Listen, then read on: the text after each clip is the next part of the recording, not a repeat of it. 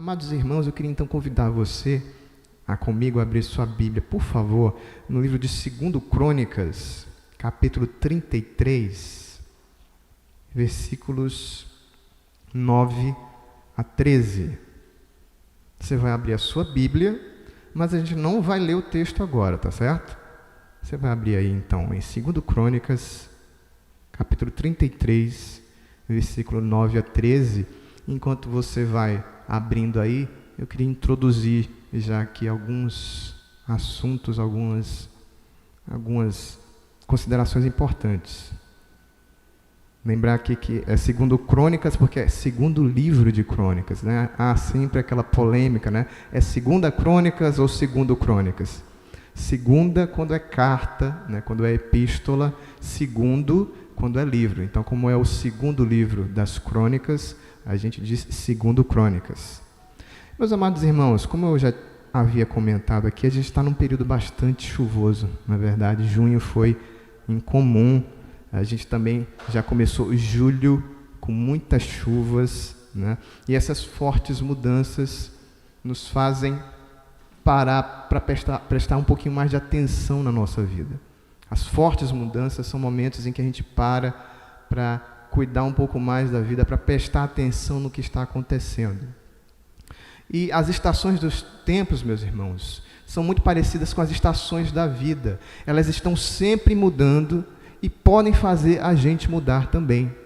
A gente pode fazer esse link entre as estações, primavera, verão, outono, inverno, chuva, sol, com as fases, os estágios da nossa vida. E isso ocorre também aqui no texto que a gente acabou de ler. Estágios da vida. Vamos ver o que então diz para nós o cronista aqui no versículo 9, 2 Crônicas 33, de 9 a 13. Hoje de manhã eu queria falar sobre os estágios de um arrependido. Você abriu a sua Bíblia, hoje de manhã eu vou usar a versão da nova, a nova versão transformadora, o texto da nova versão transformadora, e ela tem um texto um pouco mais fluente, mas é a mesma verdade que você tem aí na sua mão. Vamos fazer a leitura então do texto? Amém? Amém? Isso, vamos então. 2 Crônicas 33, versículo 9, nos diz o seguinte: Manassés, porém, levou o povo de Judá e de Jerusalém a fazer coisas piores do que as nações que o Senhor tinha destruído diante dos israelitas.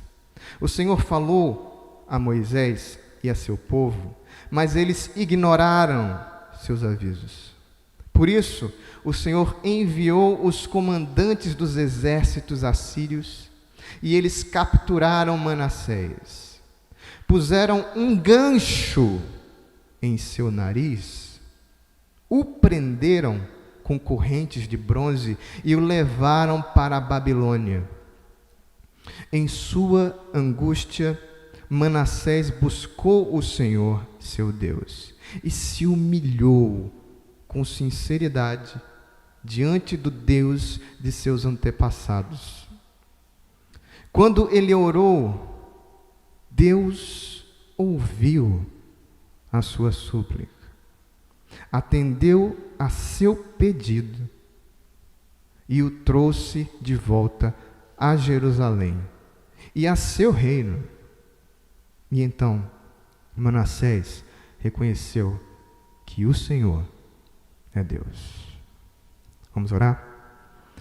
Pai Santo, nós nessa manhã pedimos que Tu nos ajude com essa experiência a ver onde estamos no estágio de nossa vida, aonde nos encontramos no estágio da vida, Senhor, para que nós também possamos ter certeza que estamos nos encontrando com o Senhor. Em nome de Jesus. Amém. Amados irmãos, essa história que nós temos diante de nós é uma história impressionante de verdadeiro arrependimento. É uma das histórias mais lindas de arrependimento da Bíblia, que está incrustada aqui no Antigo Testamento. Manassés era um rei do povo de Judá, Ele foi filho de um rei muito rico e respeitado chamado Ezequias. Provavelmente você já ouviu falar das reformas de Ezequias, de como Ezequias enfrentou o exército de Senaqueribe e o anjo do Senhor matou e derrotou aquele exército rebelde. Então Ezequias foi um rei lendário, um rei que deixou um legado maravilhoso, não apenas de prosperidade espiritual, porque o povo se reanimou, se reavivou, mas também se tornou um homem muito conhecido. Diz a Bíblia em Crônicas que depois que aquela derrota foi infligida a Senaqueribe, Ezequias ficou muito conhecido, ajuntou muitas riquezas, construiu muitos armazéns. Por isso, Manassés não é um rei qualquer, é um rei que começa a sua vida com um legado, com uma história espiritual, com um grande emblema, com uma figura de um pai piedoso e muito bem sucedido. Só que, meus irmãos, Ezequias morreu, como todo homem morre, e Manassés começa a reinar com apenas 12 anos de idade, é o que diz aí o versículo 1 do capítulo 33. E Manassés começa, jovem, a proceder, a viver, a se direcionar para um caminho muito estranho. Apesar de ter um pai tão piedoso, Manassés logo se torna um rei perverso, obstinado, arrogante, algo que nem mesmo Ezequias poderia esperar. Ninguém jamais poderia esperar que aquele menino se encaminhasse para aquele caminho. Mas é o que Manassés faz, meus irmãos. Manassés aproveita a riqueza que ele recebe do seu pai, aquele grande legado no sentido material, tantas riquezas, tantas posses, tanta estabilidade, tanto respeito diante dos outros. E o que é que aquele menino faz? Ele vai crescendo, ele começa jovem, ele vai se apaixonando pelo poder, se apaixonando e se deixando levar pelas belezas, pelas facilidades das conquistas e do fato de ser poderoso, de ser rei, e ele vai tomando um outro caminho. As riquezas que ele herda do seu pai começam a fazê-lo viver de maneira totalmente oposta a Ezequias. Como muitas pessoas hoje em dia, inclusive nas nossas igrejas, fazem. Não é verdade? Quantas pessoas tem um legado tão bonito nas suas famílias de vida espiritual, de experiência com Deus, e simplesmente olham para trás e marcam um X nessa história e dizem: daqui para frente eu vou viver algo totalmente diferente. Manassés fez isso. Manassés começa então a depositar o seu coração em coisas abjetas. Ele então decide ser religioso, mas de uma maneira diferente, de uma maneira completamente diferente. Ele sai caminhando pelas ruas de Jerusalém, da sua capital, da capital do seu reino, e ele observa altares, ele observa construções antigas que eram dedicadas aos deuses falsos, a Baal e a Azerá, por exemplo, que tinham sido destruídas pelo seu pai Ezequias. E ele decide reconstruir todas aquelas construções, altar por altar, um por um. Manassés se decide por um caminho perverso. Ele se torna obstinado, ele tem um desejo no seu coração, ele vai construir a sua própria vida. E pedra sobre pedra, ele vai reconstruindo aquilo que o seu pai tinha destruído. Mas ele não para por aí. Ele começa a abrir o seu coração para as piores escuridades, para os piores desejos. Ele está embebido de orgulho. Ele começa a se apaixonar pelo poder, como eu falei. Ele começa a vislumbrar a sua glória. Ele quer fazer o seu nome. Ele quer se distanciar, se diferenciar de Ezequias. E ele então nos diz a palavra, nos diz o capítulo 33, que ele começa a experimentar todas as loucuras. Manassés é um rei que mergulha a sua alma em todos os horrores, que vive todos os desejos tenebrosos, que vai conhecer o lado sombrio da vida. A Bíblia diz que ele começa a experimentar, então, essas loucuras, praticar as ciências ocultas, ele adota a magia, meus irmãos, ele experimenta a feitiçaria, se dá a adivinhação e se ajoelha aos astros dos céus. Manassés vira um rei em Judá que adora os demônios. Vira um rei em Judá que se torna assassino de inocentes, porque sempre se levanta alguém piedoso para tentar impedir que o mal prevaleça. E aquele rei perverso tinha sede de sangue. Ele destruiu todos os seus inimigos, como diz o texto correlato em 2 Reis, capítulo 20 e capítulo 21.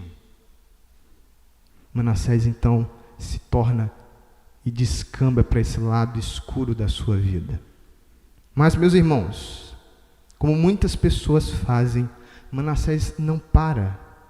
Manassés não consegue parar aquele ímpeto. Ele continua caminhando para caminhos perigosos, mais difíceis, mais profundos. Ele entra em um estágio abominável de afronta a Deus. Cegado pela loucura, agora o que Manassés faz? Ele despreza o valor da vida humana, como muitas pessoas fazem, embebidas, cegadas pelas suas loucuras, pelos seus desejos, pela sua ganância, desprezam o valor da vida humana. E o que Manassés faz agora? Ele toma no seu colo o seu próprio filho e o sacrifica aos demônios. Coisa que era abominável em Israel. O fato de um pai desprezar ou se desapegar do seu filho é uma das evidências mais terríveis de falta de consciência espiritual, antes do que de amor no sentido relacional. Quando você perde a afeição, e o apóstolo Paulo diz isso, que nos últimos dias surgiriam pessoas que seriam desafeiçoadas dos pais. Manassés não está tão longe da nossa realidade. Ele também não para, ele continua. Ele, fascinado agora pela sua arrogância, ele provoca Deus a ira, e tem a audácia de colocar um poste à deusa da prostituição, a Será ou a Zerá, bem dentro do templo que Salomão tinha consagrado como casa de Deus, aquele templo que Salomão disse: Senhor, ouve dos céus a oração que se fizer nesse lugar. E Deus tinha dito: se o meu povo, que se chama pelo meu nome, se humilhar, orar e me buscar, então eu ouvirei dos céus, perdoarei os seus pecados e sararei a tua terra. Neste templo é que Manassés coloca esse altar de adoração à prostituição, como muitas pessoas fazem nos nossos dias. Misturam a religiosidade com uma vida devassa. Acham que é possível casar a piedade, o fato de frequentar cultos e igrejas, oculta ou pode conviver ao mesmo tempo com a vida de lassidão, uma vida relaxada, com seus desejos, com seus pecados ocultos. Afinal, todo mundo faz. Ele faz isso, como diz no versículo 7. E o cronista diz aqui no versículo 9, que Manassés agiu de uma maneira tão terrível que ele faz o povo de Deus ser pior que as pessoas que não conhecem a Deus, meus irmãos. O povo de Deus nas mãos de Manassés foi pior, porque Manassés era religioso. Manassés foi pior, e o povo com ele foi pior do que quem não conhecia a Deus, porque Manassés tinha um legado de história com a lei de Deus. Foi pior porque Manassés sabia o que era correto, mas decidiu fazer o que era errado. E da mesma forma que Manassés, muitas pessoas estão decidindo viver as suas vidas como se a vontade de Deus pudesse ser completamente ignorada. E esse, então, meus irmãos, é o primeiro estágio de um arrependido. O deboche com o qual muitas pessoas tratam Deus. Mas Deus intervém nessa história, meus irmãos. Deus não fica parado, Deus nunca permanece parado, Deus está sempre em ação. Deus observa, vê as coisas terríveis que Manassés está fazendo. Ele está atento e agindo em todo o tempo, e fala aqui o versículo 10 que Deus se dirige, fala diretamente a Manassés e aquele povo. E como acontece com a gente, meus irmãos, Deus, sempre que Deus fala, Deus age. Sempre que Deus fala, Deus age. A Bíblia começa assim: Deus disse, haja luz, e houve luz. Toda vez que Deus está falando, Deus está agindo. Portanto, a palavra de Deus é Deus falando e Deus em ação. Deus então age falando com Manassés. O Senhor usa muitas pessoas para falar com ele, diversas situações para repreender Manassés. Apesar de tudo que Manassés está fazendo, Deus tem paciência e procura corrigir. O que é impressionante, o que é maravilhoso nessa história. Temos um homem cegado, doente, entregue aos demônios, com um desejo doentio, mas mesmo assim Deus permanece paciente, como disse o apóstolo Pedro na sua pregação em Atos. Deus não levou em conta os tempos da ignorância, mas não se deixou sem testemunho. Não é pelo fato de provavelmente a maldade prevalecer no mundo que Deus não está agindo. A paciência de Deus é um ato da sua correção. É a voz de Deus também ao nosso coração. Eu não fico surpreso, meus irmãos, se nessa manhã, se hoje, se agora, Deus está falando e corrigindo você também, enquanto você escuta essa história do Manassés. Porque Deus sempre faz assim. É assim que Ele sempre faz. Deus é paciente, mas Ele corrige. Deus fala porque Ele quer corrigir. E esse é o segundo estágio de um arrependido, meu irmão. A correção com a qual Deus trata as pessoas. Mas Manassés não quer escutar a Deus. Manassés não quer ouvir a voz de Deus falando. Manassés não quer percebê-lo. Manassés não quer contato. Manassés quer colocar uma venda, um tapume na boca de Deus. Manassés despreza Deus. Aquele povo ignora a Deus. Nos diz aqui o versículo 11 e 12. E o que acontece é que Deus então disciplina Manassés drasticamente. E essa história vai ganhando contornos mais difíceis, mais dramáticos. Manassés sofre então uma vergonha horrorosa, meus irmãos. Deus envia os assírios, um povo próximo de Judá. Parece que não houve um cumprimento de acordos por parte de Manassés, aquele rei perverso. Também não importa, foi mesmo Deus quem direcionou esse povo contra o povo de Judá para disciplinar Manassés. E o que acontece é que quando eles se aproximam de Jerusalém, eles prendem agora os pés daquele rei perverso com correntes de bronze, e ainda põem um anzol no nariz daquele homem. E assim aquele todo-poderoso rei, aquele rei orgulhoso, arrogante, obstinado, vai ridiculamente puxado pelo nariz para a cidade da Babilônia, fisgado como uma presa, como um bezerro cevado para o churrasco. Mas o que uma prisão poderia fazer por um homem tão obstinado? Que tipo de punição poderia se dar a alguém que assassinou milhares? Como diz o livro de Reis, segundo Reis, capítulo 21, aquele homem derramou sangue inocente nas ruas de Jerusalém. O que uma prisão, então, poderia fazer com o terrível Manassés, meus irmãos? Como acontece muitas vezes nas nossas vidas. Lá naquela prisão, Manassés sente uma angústia mortal, indescritível, uma dor lacinante, muito maior do que aquela vergonha que ele tinha sentido de sair arrastado como um prisioneiro para outra terra. Manassés, como muitos de nós experimentamos, e eu espero que isso de alguma maneira tenha acontecido na sua vida, na minha vida, com certeza, aquele homem tem uma experiência de angústia de alma.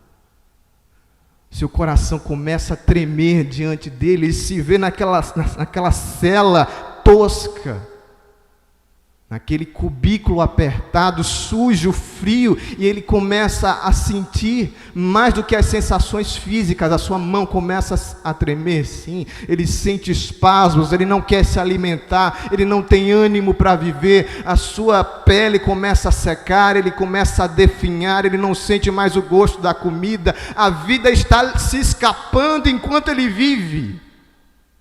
Mas não era a vergonha que ele estava passando, era algo mais interno. Ele começa a sentir, sim, as sensações físicas no seu coração, a palpitação, a falta de ar, mas a sua alma já não encontra mais sentido, algo está no vácuo do seu coração.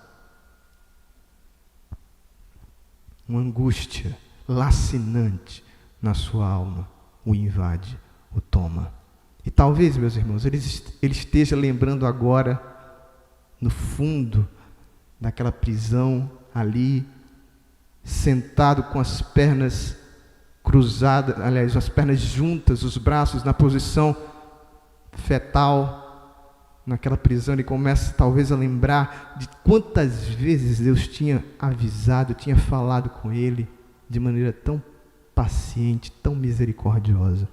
Ou talvez ali naquele fundo de prisão, aquele rei obstinado agora lembrasse dos tempos do seu pai Ezequias, como Deus tinha sido bom e como seu pai tinha vivido tempos de segurança com o Senhor. O que de fato acontece com Manassés é que perceber que ele era rei, mas agora não podia salvar a si mesmo, o deixa apavorado. Então, meus irmãos, para surpresa, aquele homem orgulhoso, prepotente, arrogante, perverso, um caso perdido, diriam alguns, começa a experimentar uma coisa completamente nova. Ele então cai de joelhos, diz o versículo 12. Cai de joelhos naquela cela suja, naquela cela fria, solitária, e se arrepende de todo o seu coração ganha um novo ânimo, ele começa a entender e a perceber uma realidade que está para além daquela cela, dos seus olhos, do seu poder. E ele começa a pedir ajuda ao mesmo Deus do qual ele tinha zombado tanto. Afinal, meus irmãos, Manassés entendeu que aquela angústia que ele estava vivendo era uma ajuda de Deus para ele se arrepender. Quantos de nós estamos passando por momentos angustiosos? E talvez não seja para você, meu irmão, também a angústia, um momento de entender o que Deus está falando, uma ajuda de Deus vinda para abalar você, para tirar você das suas estruturas e voltar o seu coração para Deus. Existe uma frase muito famosa que diz: não desperdice o seu sofrimento. A angústia pode ser um caminho muito bom, um caminho que nos leva para o caminho certo. E esse é o terceiro estágio de um arrependido, meus irmãos. A angústia que leva ao arrependimento sincero. Mas a surpresa da história, meus irmãos, é que Deus atende a oração de arrependimento de Manassés. Deus atendeu aquela oração daquele homem. Para muitas pessoas que conviviam com Manassés, talvez o rei, aquele homem perverso, terrível, tinha para aquele homem chegado a hora dele pagar pecado por pecado. Agora é hora do acerto de contas de Deus. Agora esse homem vai ter que prestar contas e saber quem é Deus na terra. E ele vai ter que mofar naquela prisão. E se for possível, que sofra todos os horrores. Que fique com pão mofado e água estragada. Para ao menos poder sofrer um pouquinho. Talvez essa fosse a imagem e o desejo de muitas pessoas que conheciam Manassés, meus irmãos. Mas, graças a Deus, que não foi isso que aconteceu. Para muitos, ele foi um homem abominável como ninguém e que não merecia perdão. Mas, graças a Deus, que Deus não pensa como nós pensamos. O Senhor olha para aquela cela e vê algo muito além do que o Manassés que todos conheciam. Naquele exato momento em que Manassés está orando, buscando a Deus, com um coração verdadeiramente arrependido. Não é fake, é verdade, é real o que está acontecendo. Deus olha para aquela cela lavada em lágrimas verdadeiras de arrependimento, meus irmãos, e atende o pedido daquele homem. Traz Manassés de volta para Jerusalém e ainda lhe devolve o reino. Deus tem misericórdia do Manassés que não merecia perdão, porque nenhum de nós merece perdão, meus irmãos. A diferença é que a gente olha para o outro e julga que o outro é pior do que nós somos melhores do que os outros que estão ao nosso redor. E é assim que Deus faz, meus irmãos. Ele dá o seu perdão a quem Ele quer. Deus salva pecadores arrependidos. Mesmo aqueles que provocam Deus a ira, Deus salva pecadores arrependidos, meus irmãos. Mesmo aqueles que assassinam seus filhos, Deus salva pecadores arrependidos, porque Ele mesmo deu o seu único filho para perdoá-los. Essa é a mensagem do Evangelho. Deus salva pecadores arrependidos. E Manassés reconheceu que o Senhor é Deus. E esse é o quarto estágio, um estágio que muitos de nós ainda precisamos chegar. O estágio do reconhecimento de que o Senhor está acima de tudo e de todos. De tudo, porque Deus está acima de qualquer julgamento, e de todos, porque só o Senhor é Deus. Então, meus irmãos, nessa manhã, pense comigo, olhando para essa história de Manassés, em que estágio você está vivendo agora?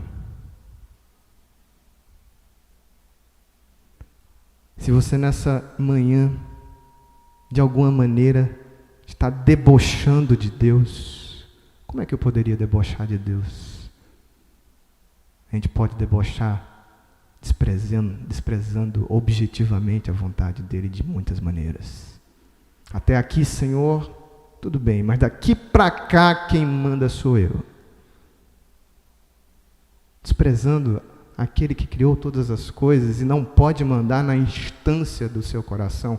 Se nessa manhã você de alguma maneira debocha, despreza, ignora a voz do Senhor, você precisa ouvir o que Ele está falando com você e entender como Ele está te corrigindo. Se você está angustiado hoje e você chegou aqui com um problema muito grande, você nem sabe como é que foi minha noite ontem, você não sabe o que eu vivi, o que eu passei nessa semana. Você não pode entender a dor que eu estou carregando comigo. Eu não entendo porque estou sofrendo tanto. Quanta angústia eu carrego no meu coração. Meu irmão, minha irmã, se você está angustiado, você precisa fazer como Manassés. Você precisa se ajoelhar, orar e buscar a Deus de todo o seu coração. Se você se sente atropelado pelos pecados que você tem cometido, se arrependa de verdade. Porque Deus é Senhor sobre tudo e todos, inclusive sobre as nossas vontades. E essa história, meu irmão, poderia ir mais longe. O capítulo 34 nos diz que Manassés teve um filho, também outro filho, chamado Amon. E Amon também caminhou em caminhos perversos, difíceis. Mas diferente de Manassés, Amon nunca se arrependeu de verdade. Manassés morreu e Amon reinou no seu lugar e foi um rei perverso que nunca se arrependeu. Mas, meus irmãos, Deus também teve um filho que nunca precisou se arrepender, porque ele morreu, mas morreu para que nós pudéssemos nos arrepender pelo perdão dos nossos pecados. Que Deus então abençoe a sua vida, nos dê a sua misericórdia, o seu perdão e a certeza de que nós podemos encontrar na face de Jesus a segurança, o amor, a ajuda na hora da angústia e o perdão de todos os nossos pecados, em nome de Jesus. Amém? Vamos orar. Pai Santo, nessa manhã, Pai, te louvamos, Senhor, por essa história da graça de Deus que se parece com tantas fases da nossa vida. Mas pedimos que o Senhor nos ajude, Senhor, a entender em que estágio a nossa vida se parece com Manassés. Muitos, ó Deus, vivendo vidas paralelas dentro da igreja, dentro do templo, mas trazendo para cá tantas práticas odiosas, camufladas, tantas práticas que de tão repetidas já viraram uma tradição, já viraram algo que é normal. Ó Senhor, Tu não és assim, Senhor. Tu não tens comunhão com as trevas, Pai. E Tu, apesar de Tua paciência, e por causa, melhor dizendo, de Tua paciência, continuas falando conosco e nos corrigindo, Senhor. Se nessa manhã é necessário que isso aconteça em nós, fale conosco como falaste agora através da Tua palavra, Senhor. Corrija-nos, Senhor. Ó Deus, se a Tua igreja tem vivido momentos de profunda angústia, que o Senhor nos mostre qual é o objetivo dessa angústia, Senhor, porque estamos passando por isso, para que essa angústia seja uma catapulta que nos leve para a cruz de Cristo. Mas te pedimos, ó Deus, que como Manassés nós saiamos desse estado da nossa vida hoje, agora de manhã, dizendo, reconhecendo que o Senhor, que só o Senhor é Deus. Nos dá verdadeiro arrependimento, meu Deus. Hoje não há ninguém que não precise hoje de verdadeiro arrependimento, de voltar com simplicidade à casa do Pai. Nos ajuda, Senhor, nesse caminho, através de Jesus. Em nome de Jesus. Amém.